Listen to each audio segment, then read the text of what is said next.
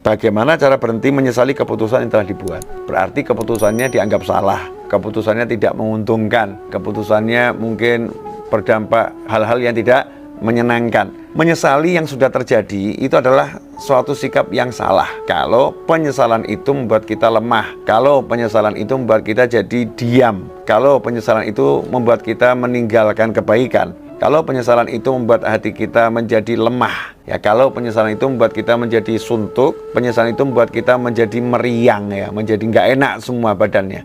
Itu adalah penyesalan yang salah. Orang-orang yang beriman, penyesalannya itu karena Allah Subhanahu wa Ta'ala. Begitu dia menyesali keputusan yang salah, dalam arti salah menurut Allah, salah menurut Nabi Muhammad SAW, salah ya menurut para aulia wassolihin. Ukuran salah itu di situ.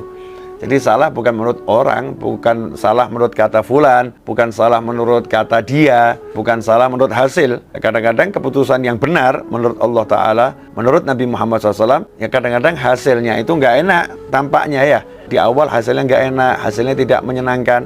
Tapi keputusan itu bukan keputusan yang salah, keputusan yang benar. Tapi seandainya memang keputusan itu salah menurut Allah, salah menurut Nabi Muhammad SAW, penyesalannya itu bukan meratapi, oh dulu saya salah, oh saya nggak benar, wah keputusan nggak betul, bukan begitu. Penyesalannya dengan melakukan aksi perbaikan. Wa'ad bi'isaital hasanata tamhuha.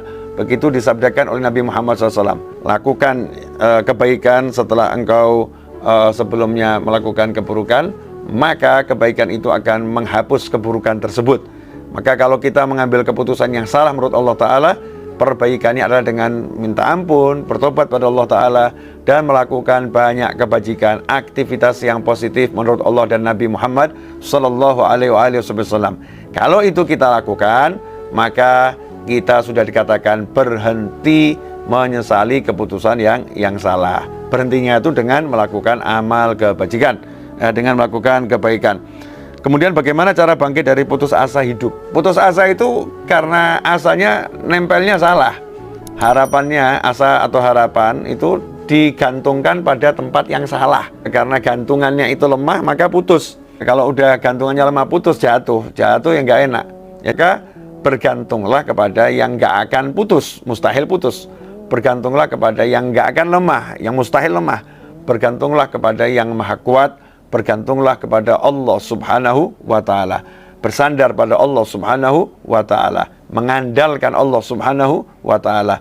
Seseorang yang bergantung, bersandar dan mengandalkan Allah nggak akan pernah putus asa. Kalau dia nggak punya duit, ya dia akan angkat tangan, dia akan bekerja, dia akan terus bergerak, dan dia akan terus berpikir positif. Dia akan terus yakin bahwasanya pertolongan Allah itu pasti akan datang, dan dia akan kejar, dia akan ambil, dia akan raih dengan cara-cara yang diajarkan oleh Allah melalui Nabi Muhammad Sallallahu Alaihi Wasallam.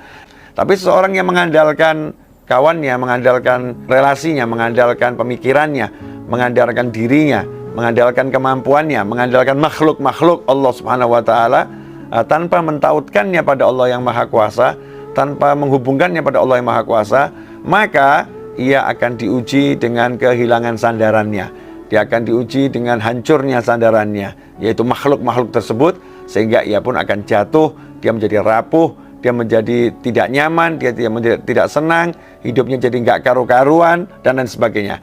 Karena itu cara ya untuk bangkit dari keputusasaan adalah perbaiki sandaran kita, perbaiki hati kita. Sandarkan hati kita hanya pada Allah Subhanahu wa Ta'ala. Ya, ingatkan diri kita bahwasanya hanya Allah yang mampu, Allah yang Maha Kuasa, Allah yang Maha Bisa. Kalau udah ingat dan paham hati ini bahwasanya dia punya Allah yang Maha segala-galanya, maka rasa nggak enak itu pun akan sirna. Perbanyak mengucapkan la haula wala quwata illa billah dengan meresapi maknanya. La haula wala quwata illa billah. La haula wala quwata illa billah. Nggak ada kemampuan yang saya miliki, nggak ada daya yang saya miliki kecuali kalau diizinkan oleh Allah, kecuali ditolong oleh Allah Subhanahu wa Ta'ala.